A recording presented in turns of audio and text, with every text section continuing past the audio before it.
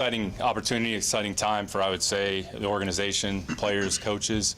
It's an important time for the players, and most importantly, it's a tremendous time for their families. And I think one of the things that you notice about Derek and Kenyon is, like, family's important. I come from great families, salt-of-the-earth families. You know, they were with their families last night. You know, Kenyon's here right down the street with his family at home. Derek's in a hotel in Vegas with his family, but family is of the essence, and family is a priority. And, you know, we're trying to build a family here with the Houston Texans, and I would say these two players really embody everything that our program is about. Humble, hardworking, soft-spoken, just want to show up and do work, which is how we're trying to build the program, and I'd say that's what these two players are about. So I'm sure you'll enjoy speaking with them. You know, we're excited that they're here. I think they understand what's in front of them. There's a lot of work that's ahead. I think they realize that, and I think the one thing about you know, these two players in particular is they're going to show up, they're going to work, and we're going to get the best version of themselves on a day-to-day basis, and that's all we're going to ask. So, you know, the floor is yours, so you guys have fun. Less is more, and we'll catch up with you guys later. I'm gonna moderate. We'll just go down. We'll start with Christy, and we'll go down. Is there No, there's no mic. Derek, if you were to describe to people that maybe didn't know you as a player or didn't know a lot about you, what do you think is the best thing about you as a player? I'd probably say that I'm just calm. I don't let my emotions get too high, too low. I know in certain areas, whenever I mess up, I know how to, like, diagnose it and talk it through with my coaches and fix it real fast. Derek, you come from a family of athletes. Your grandfather, your father. You know, how have they prepared you from a young age, and how have you yourself, you know, grow into this moment along the way? So really just it's a mental battle with everything that you do. So if you can tell yourself that you're able to do it, then you'll be able to go out there and do it. Sarah. Derek, your first meeting with Lovie Smith, what was that like, and what did you take away from what playing in his defense? It was good. He showed a lot of interest. We had some small words about how it would be, but, you know, that's between me and him. I'm excited to show it once we get to the season, and I just can't wait to work. Derek, your injuries are well documented. Sometimes injuries can camouflage or cover up a guy's talent. What does it mean the Texans saw beyond what you dealt with the last couple of years and saw what they believe you really can be? What does that mean to you and the trust it gives you with them? It means a lot because they saw my true talent beyond everything else. So whenever you're surrounded by people that know your true worth, it just makes you feel better as a person. Greg, you going? I do, if I could, for each of you. Could you just take us through how you kind of managed last night? The excitement, obviously. Did you get any sleep? Did you spend the night just up with family talking? Could you each just kind of share what that experience was like? Well, I was at home, so I'm probably like, I'd say 30, 45 minutes away from the stadium. And, you know, I was just sitting there and I was talking to, like, a family friend about the draft and how it's unfolding and everything. And when I got the 832 area code, I already know, yeah, you know, it was the Texans. And sat there, you know, I was shocked. I was just truly just thanking God, you know, for this opportunity, you know, being here, being able to, you know, stay home and play for my city. So I'm gonna give everything I got. You know, I'm gonna be the best player, best person, you know, you can ever, you know, meet, talk to. And how about afterwards? Just sit around and share the Yeah, you know, we rewatched the draft because after I got picked, kind of turned it off and, you know, celebrated. But you know, just going through that moment again, you know, seeing it, you know, seeing my family, you know, enjoying it. So that's all I cared about. Derek, any sleep for you after all this happened? I mean, it was a long flight, but we're here. I'm excited to be here. I'm excited to get to work. Aaron. Derek, to follow up on Sarah's question, what kind of advice has your family and some of their experiences in football, what has that meant to you? Any specific things that kind of jump out that you've kind of taken with you and resonate with you? So something else that I've always been told is to just have fun with everything that you do. So if you can find the fun in anything, even the tough situations, then you'll be good and you'll be able to make it through.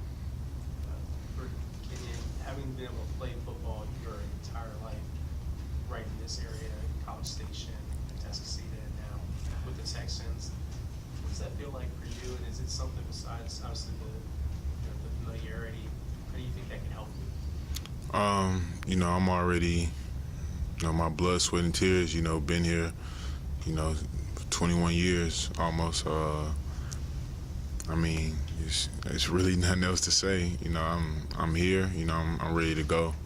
So, whatever that takes, whatever we need to do that, I'm willing and ready. Cool. This is for both Derek and Kenyon. Both you guys were 3-year starters in the SEC, gone up against talent that some people consider as a semi-pro type of the NFL. Do you feel like having that experience of going up against those type of players, maybe it's better prepared you for some of the talent you're going to see very early on in camp? Nah, for sure. I feel like SEC, you got to be prepared and ready each and every week because you're going against somebody that's, on your same level or even higher. So, you got to match it and, make sure that, you focus locked in, like mentally and physically. Derek, same thing. And I also think that even in practice every single day, with the schools that we went to, we had to be ready for that. Not just weekends, every day. So, yeah. Randy.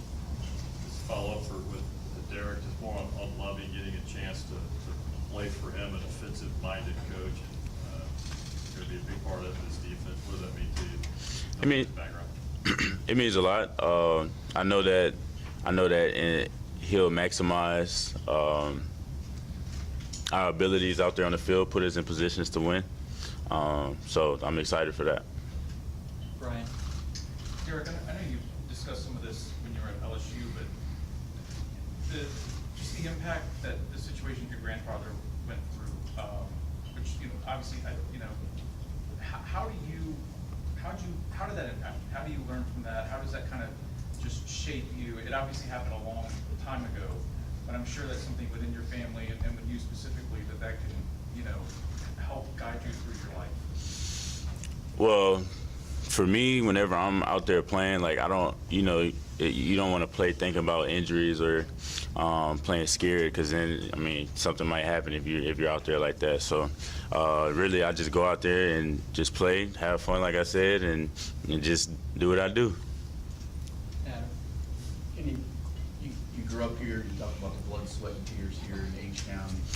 Can you share some of your early memories? Do you remember some of the Texans games? Do you remember kind of, riding the roller coaster with the franchise? Yeah, well, I played here multiple times in high school for playoff games, and I got a good record in here, so want to keep that going. So yeah, what we got to do that, I'm ready to do that. When you did see the 832 on the phone, what were those immediate emotions? I'm staying home. I'm staying home. Yeah. Sarge. So can you tell me how to pronounce it? Is it Kenyon or Kenyon? Kenyon. Kenyon. Okay, I want to make sure I won't Yeah. mess that up. But you won the 2018 Touchdown Club Offensive Player of the Year as an offensive lineman, going up against some of the people that even went to school with you at A&M. At that moment, did you know that your path was headed towards where you are right now? Well, nah, I didn't look, too far into it. I was making sure that I was ready for the next level. I wasn't trying to, get my mind, off track on things. So I was worried about that first year, as my freshman year, coming in, contributing, being a team player, work as hard as I can, to build on that. And, and eventually it got better, and, I'm here now, blessed, being able to, talk to y'all and do those things like that. And Derek, what did it feel like doing that? As soon as you stepped on campus, you were highly regarded as one of the best defensive backs in the nation, and then going up against the players that you went up against. What was that like every day? Really, I didn't think about the outside view on how. I didn't think about the outside perception on me. I just knew that I would have to just go out there and practice every day and just do what they recruited me to do. Go Daniel and then Jim. Yeah, appreciate you guys. One thing is to come in and meet the team before the draft. Another thing is to walk up to the building knowing that they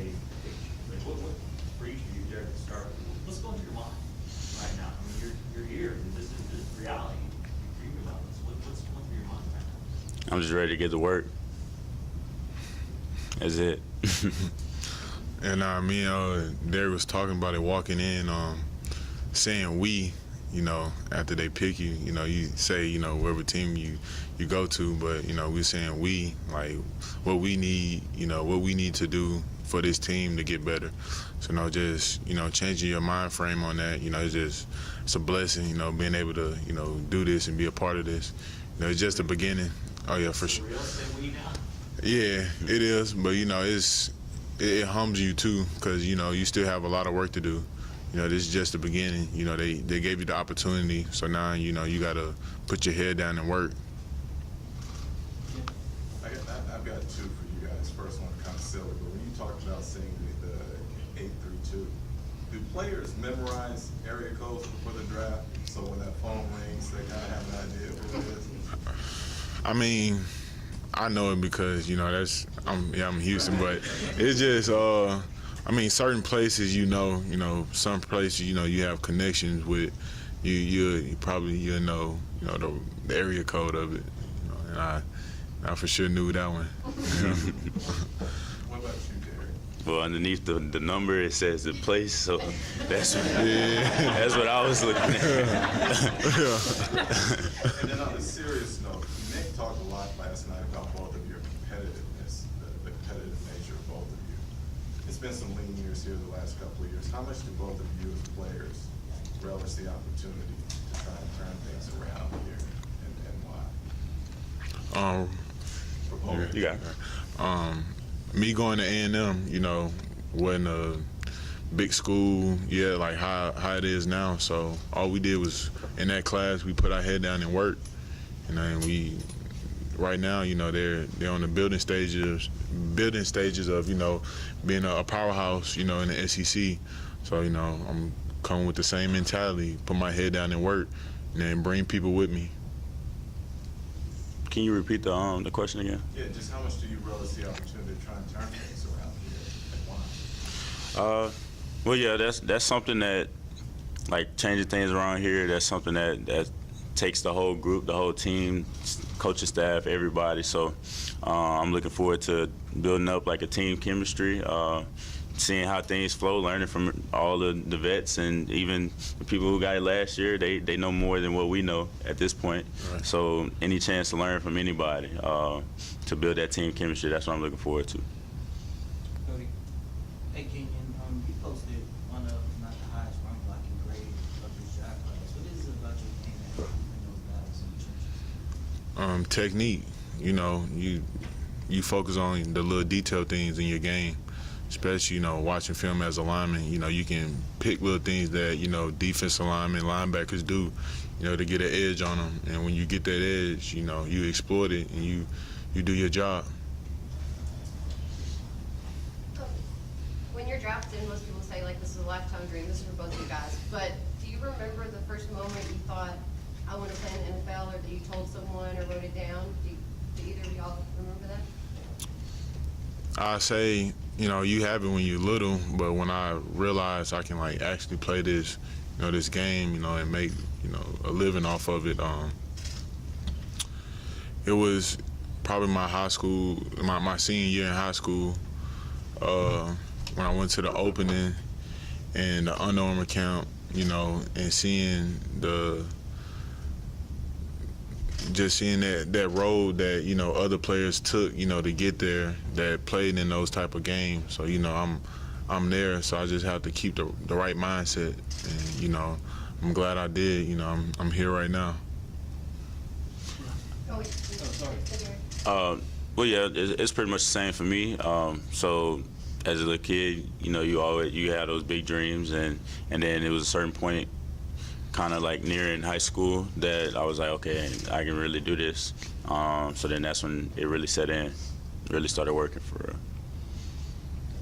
Kenyon, you mentioned walking in and being a part of the team of rebuilding, and last night you mentioned that Lovie Smith had talked to you and said, y'all were both from Texas, and you said that hit you. In what ways does that contribute to you being a part of the team and helping that team get back to where it could be? Yeah, just seeing you know, his pedigree, you know, what he wants in his players, what this organization wants in their players.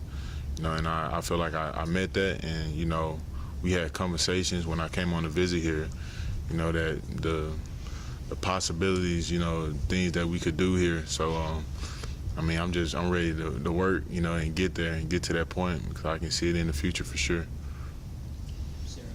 Do either of you know what number you're gonna wear? You even thought about that? Well, I mean, I talked to Coach about it, so hopefully I can get it. Yeah, I'm trying to keep the same number if, you know, nobody have it, but. You already got the necklace. Yeah, I know. That's what I'm saying. Yeah, probably upgrade it a little bit now. Think about this family, think about your family, both your parents being college athletes. How much did that help you and instill kind of what it takes to be, you know, a winning athlete? Oh yeah, for sure. My dad coached me since I was a kid, so just him installing the game into me, you know, and just taking that time and that care, you know, just being my coach throughout those years, you know, really grateful, you know, to have him, you know, be able to, you know, talk to him about the game. My mom, you know, she's more academics. Yeah, she was she played volleyball, but she was more academic, so I had to make sure them grades was right, or it wouldn't be good at the house. Mark. Kenyon, Jimbo said last night, you're one of the all-time greats he's ever coached. More importantly, one of the best human beings he's ever coached. How does that hit you when you hear that coming from Jimbo? That hits home right there. I mean, that's great, you know, to hear that from your head coach. You know, he sees you, you know, when you're down, when you're up. So I appreciate that, and I'm grateful, you know, to have him as my coach. What was it like watching the emotions of your family last night? Exciting, you know, seeing, you know, all the hard work, you know, they put into me, you know, all those years, seeing, you know, the tears of joy, you know, just the excitement, you know, just I was happy, you know, seeing that. It made me want to just get out there and work out, really. You know, I was sitting there just shaking, like ready to go. We got time for 2 or 3 more. Cole? Kenyon, at your pro day, Jimbo said that he believes that you can be an all-pro guard, potentially being a tackle, being that you could be a part of the class that joins the 4 other first-round offensive tackles who went from Texas A&M. What does it mean to be able to join that group of people and maybe start a new tradition of being the first-rounder in this new era? Yeah, it was crazy because on my recruiting visits and everything, it's like we have a plaque, like boards, and it has like the first round on there. And my dad made me take a picture in front of it when I was a recruit there, so you know I can finally say, you know, I'm on that board now. Adam? Derek, you talked about, you know, you didn't worry about the outside perception, you know, when you were leaving and LSU, but I mean, the words you used about you was a prodigy. I read that you had like pass routes on your bedroom wall. The last 2 years when you weren't able to play for various reasons, and others had doubts outside, what was it like for you emotionally, knowing what your dream was and what the track was, but what you were dealing with? Well, me personally, I knew where I was at on the field and off the field. Still felt like I was still at that level, but that's out of my control. So there's no point in me trying to worry about that. Worry about what other people think, because people gonna always have something to say. I mean, if you look at any great ever, there's always 2 sides to it, and people are debating about it. So, I mean, I don't worry about it. So. Sarge? Titus Howard, who was the last first-round draft pick here in 2019, put out on social media last night that, you know, he welcomed you all, ready for you all to join the team. What does that mean to you, and has anybody else reached out to you all? Yeah, for sure. Laramie Tunsil, he reached out to me, you know, just congratulating me and telling me, you know, be ready to work. You know, I texted him back. You know, my phone was froze for like an hour or so. So like I had to wait a little bit, text him back. But yeah, I can see the brotherhood here already. You know, embracing us in. You know, already. You know, haven't even met him yet. So you know, I feel like, you know, this team gonna have, you know, good vibes. You know, have the right mindset, the build, and then get this organization, back to where it was and even better. Cody. Oh, sorry, Derek, go ahead. Well, I mean, just like he said, I can already feel like this is a good place to be in. But I mean, I haven't really checked my phone like to see who all in the text. But I mean, when I'm going back and looking through it, I'm sure there'll be some players in there.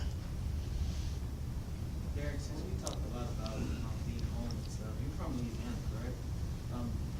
Joining the Houston Texans, is it a little bit special knowing that you're not too far away from your family?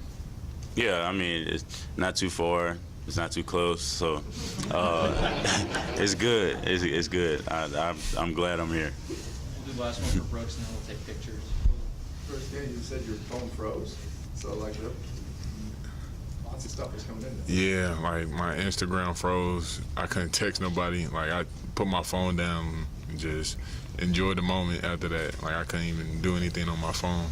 So I'm guessing, question for you about this, like as the last day has gone through, I mean, what are the moments that,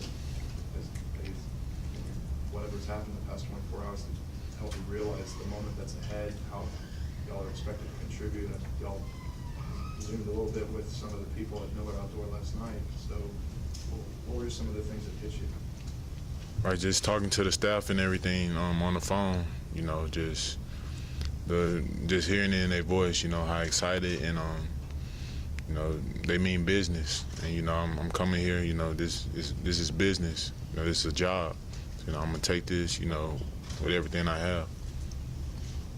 Can you restate that, like in a different way? What, like in the last day, stuck out to you that shows you how much expectation there is for you coming here? Oh well, yeah, just like he said, it's a business. So like, just got to come here and work. All right, thanks, guys. We're going to take a couple photos, jerseys, real quick. Take these off the stage.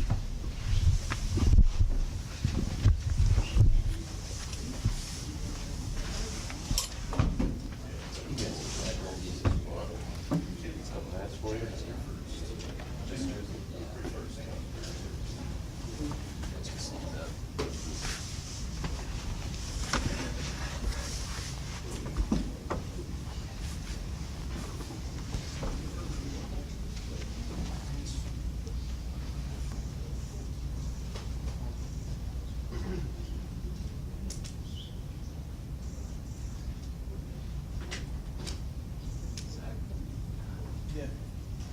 All right, guys. Scoot together just a little bit. Gotta fix the hat first.